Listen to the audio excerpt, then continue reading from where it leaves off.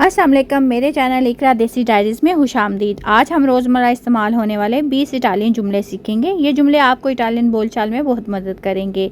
तो आइए पहले जुमले से स्टार्ट करते हैं। मी दिस्पियाचे, जिसका मतलब है मुझे अफसोस है। दूसरा जुमला है ग्रासे यानी शुक्रिया। फिर है प्रेगो यानी खुश आमदीद। अगला जुमला है स्कूजा में यानी माफ़ कीजिएगा।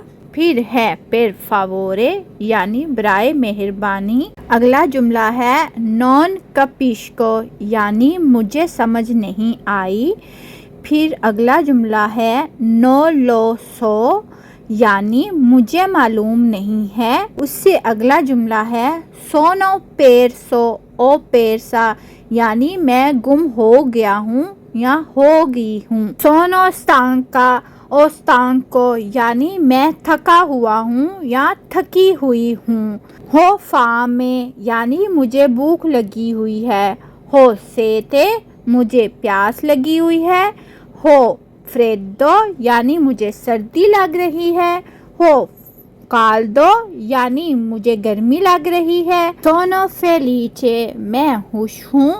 सोनो ट्रिस्टे यानी मैं उदास हूँ। हो पाउरा यानी मुझे खौफ आ रहा है। सोनो ओकुपातो ओ पाता यानी मैं मसरूफ हूँ। सोनो लिबरा ओ लिबरो यानी मैं फारिग हूँ, आज़ाद हूँ। स्टो माले यानी मैं बीमार हूँ।